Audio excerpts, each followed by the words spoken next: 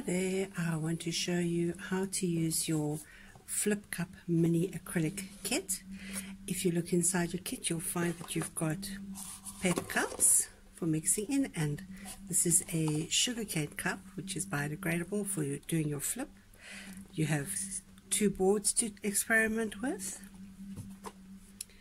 2 blocks to put your board onto inside while you're working, a rubber glove and your various color paints, and this is your silicone.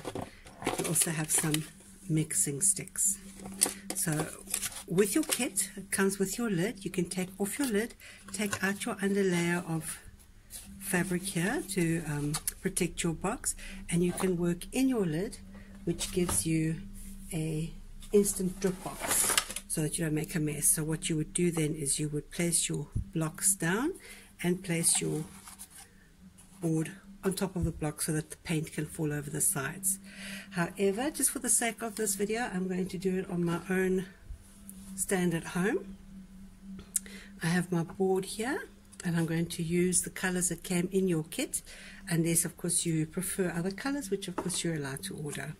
So what I'm going to do is, on my board, this is your flip cup, I'm going to take my big cup and I'm going to pour in my various colors. I'll start with red,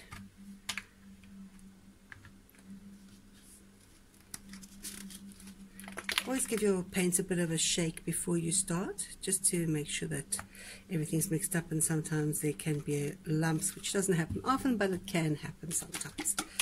And my blue,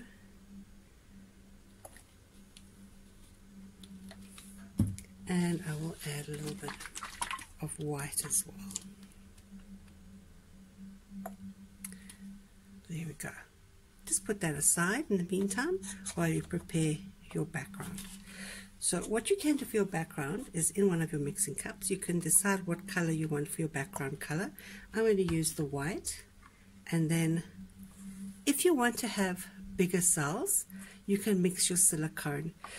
Mixing silicone into your different color paints is fine, which is why you've got the extra mixing cups. If you want to do that, you do it like I'm doing the white, but you do it before you pour it into your mixing cup.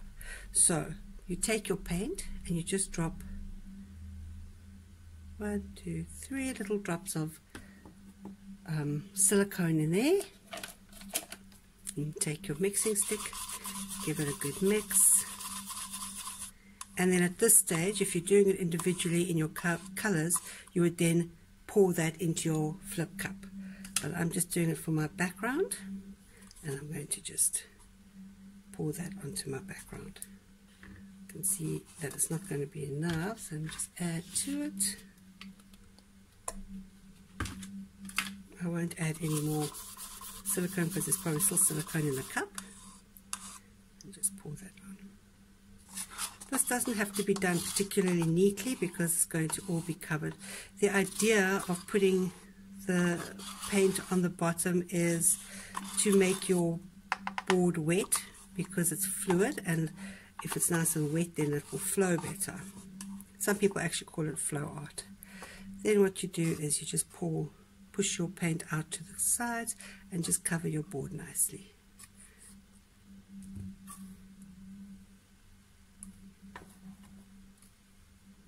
I should be wearing my glove, but I've constantly got paint on my hands, so it doesn't worry me that much. Okay, so there you've got your board covered. You may find that you get some bubbles. If you have got a torch, you can torch it to get rid of the bubbles. Let's put that there. And the torch looks like this. And you can just torch it. It is nice if you're going to be doing fluid art and you enjoy this kit, so you decide you want to do more, to get yourself a nice little torch like that. Alright, so now that is done and your paint has been settling for a little while. This is the tricky part and the fun part. You're going to try and get your cup kind of in the middle of your board by covering your cup with your board, and then flip it over and leave it. Don't pick it up, just flip it over and then leave it and let the paints all drop down to the bottom of the cup. While they're dropping down, they're mixing in the cup, and you're going to get a lot of different colors when the red, yellow and blue mix together. Of course, they're going to make all your secondary colors, and hopefully will be very, very beautiful.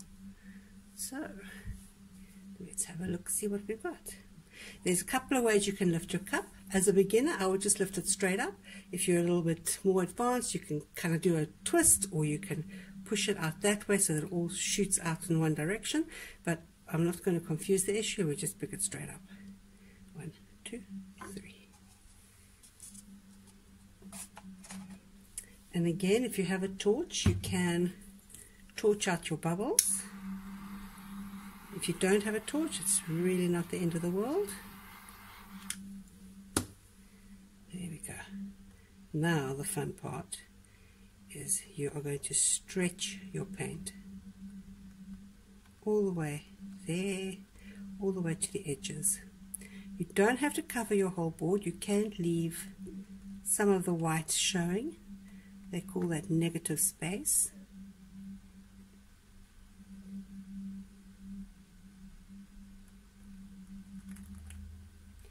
And the more you stretch it, the more the colors blend together, the more other colors come out from underneath, and you get some really cool techniques popping up.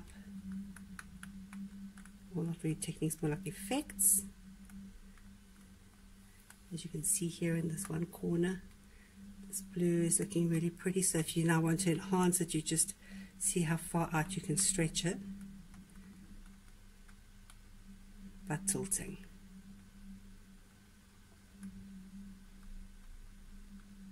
Now if you do this on a stretched canvas where you've got the sides, then I don't know if you can see on the side, the pattern goes all the way down over the side, which is really, really cool.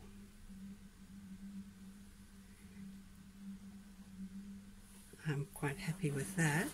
If you want to, again, if you have a torch, you can torch it out and get some more cell development. I like to kind of do it only in certain places, otherwise it just gets too much. And there you have your flip cup technique.